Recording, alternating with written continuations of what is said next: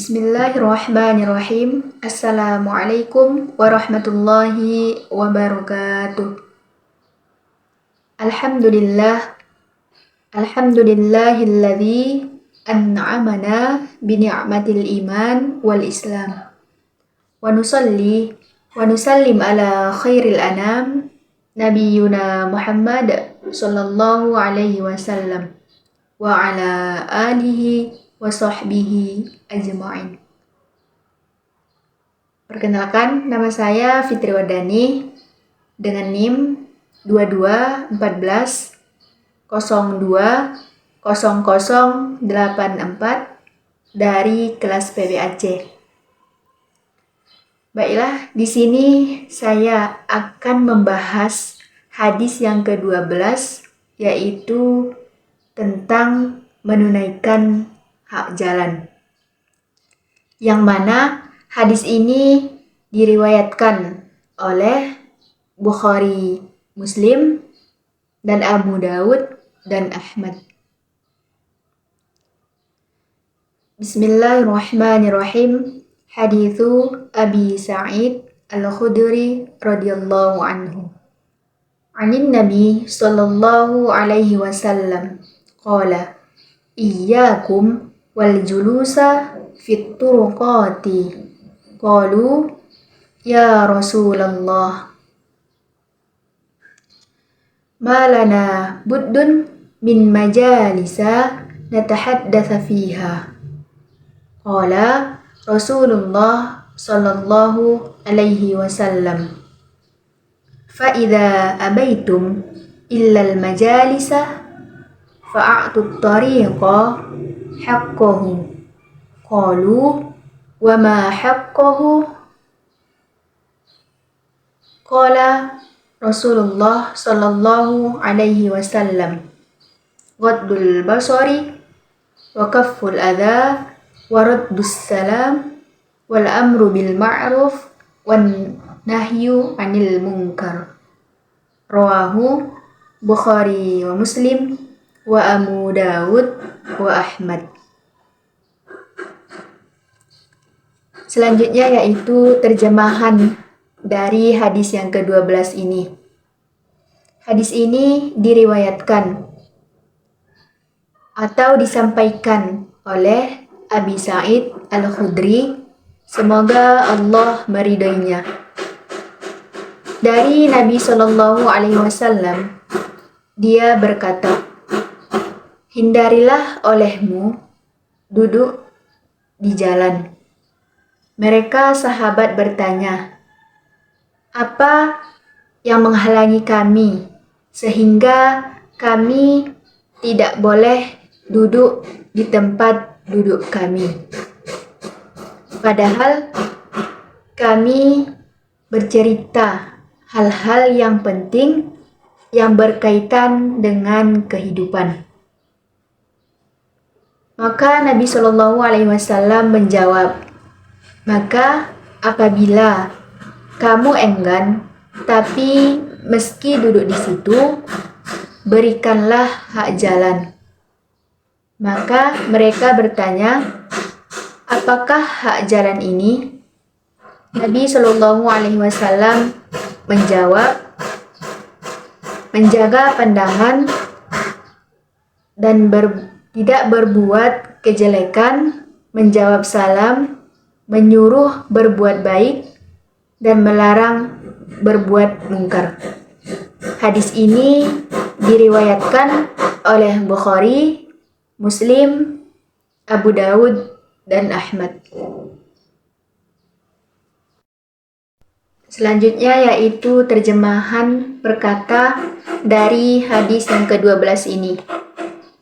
Yang pertama yaitu iyyakum, yang artinya hindarilah olehmu, wal julusa, yang artinya duduk-duduk, at-turuqat, yang artinya di jalan, buddun, yang artinya menghalangi, majalisina, yang artinya di tempat duduk kami, natahaddatsa, yang artinya kami bercerita, abaitum, yang artinya kami enggan. Fa'atu, yang artinya maka berikanlah olehmu. Waddu, yang artinya menjaga. Al-basari, yang artinya pandangan. Kaful adha, yang artinya perbuatan yang menyakiti atau mencelakakan. Raddus salam, yang artinya mengucap salam. Wal amru bil ma'ruf, yang artinya dan menyuruh berbuat baik. Selanjutnya yaitu kandungan hadis dari hadis ke-12 ini. Hadis ini menceritakan tentang adab duduk di pinggir jalan. Tetapi pada dasarnya dalam hadis ini kaum muslimin tidak boleh duduk-duduk di pinggir jalan, apalagi di tengah jalan. Iyyakum wal julusa fit turuqat. Dalam hadis ini disebutkan di jalan. Berarti ada benarnya perkataan Nabi itu, yaitu sekarang orang tidak hanya duduk di pinggir jalan, tetapi sudah di tengah jalan. Malahan ada orang yang makan-makan pesta di tengah jalan, sehingga orang tidak bisa lagi lewat dari jalan tersebut. Jadi Rasulullah Shallallahu Alaihi Wasallam tepat menyebutkan di sini di jalan. Jadi seorang muslim tidak boleh atau harus menghindari duduk-duduk di jalan. Jadi seorang muslim tidak boleh duduk-duduk di jalan ataupun di pinggir jalan dan di tengah jalan. Sebagaimana pertanyaan para sahabat, bagaimana jika dalam kondisi tertentu seseorang terpaksa duduk di pinggir jalan karena kepentingan mendesak? Ma lana buddun min majalisina natahaddatsa fiha. Bagaimana jika kami ada yang penting untuk dibicarakan dan waktu serta tempat membicarakannya itu hanya di jalan tersebut. Dan kalau dibawa ke tempat yang lain, tidak sempat atau tidak bisa karena mendesak. Jadi kita tidak boleh untuk duduk-duduk di jalan. Fa'idha abaitum illal majalisa. Nabi kemudian menyebutkan jika sebenarnya kamu enggan, tidak berniat, tidak bermaksud, dan tidak merencanakan duduk di jalan itu, tapi karena ada kepentingan tertentu harus duduk di pinggir jalan tersebut. Fa'atut tariqatu haqqahu. Maka kamu harus memberikan hak jalan atau hak orang lain. Maka pada dasarnya dilarang duduk di pinggir jalan. Banyak sekali yang hobi duduk di pinggir jalan.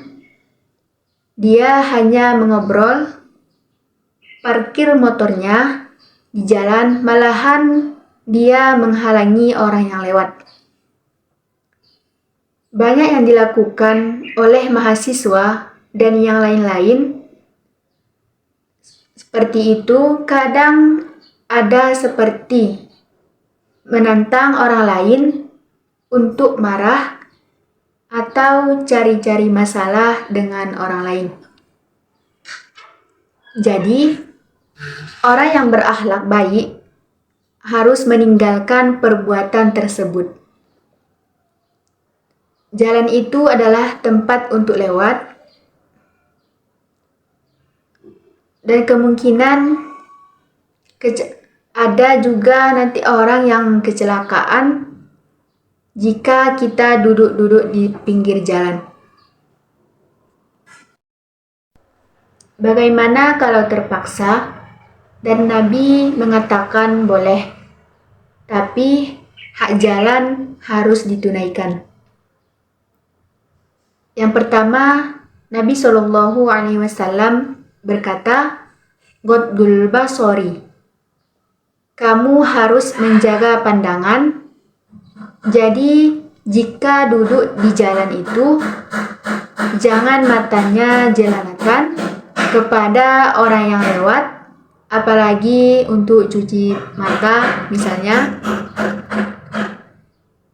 Sekarang ada orang duduk di pinggir jalan untuk berekreasi, memandang orang-orang yang lewat. Kemudian memandang orang yang lewat di jalan itu menimbulkan dosa dan lain sebagainya, seperti bergunjing dan lain sebagainya. Maka Rasulullah SAW kalau terpaksa duduk di pinggir jalan harus dijaga pandangannya. Fokuskan kepada apa yang penting untuk dibicarakan di tempat yang mendesak itu. Jangan sampai keenakan duduk-duduk. Kemudian yang kedua disebutkan bahwa waqaful adza, jangan mengganggu seperti yang dijelaskan pada hadis ini.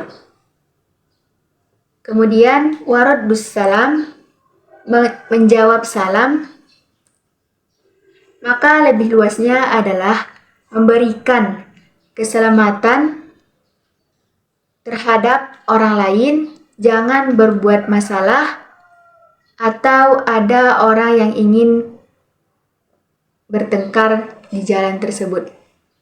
Kemudian wal amru bil ma'ruf, mengajak menyuruh kebaikan, wan nahyu anil munkar, dan melarang dari perbuatan mungkar. Yang terakhir yaitu kaitan hadis ke-12 ini dengan pendidikan. Yang pertama, materi pendidikan, di mana hadis ini menjelaskan tentang materi pendidikan akhlak, di mana seseorang harus benar-benar menghargai hak orang lain terhadap jalan umum. Dia menghindarkan diri dari duduk-duduk di pinggir jalan, apalagi di tengah jalan. Dan kalau itu terpaksa duduk di situ, dia berakhlak sedemikian rupa, seperti menjaga pandangannya, tidak mengganggu orang lain, menjawab salam, mengajak kepada kebaikan, dan melarang dari perbuatan mungkar.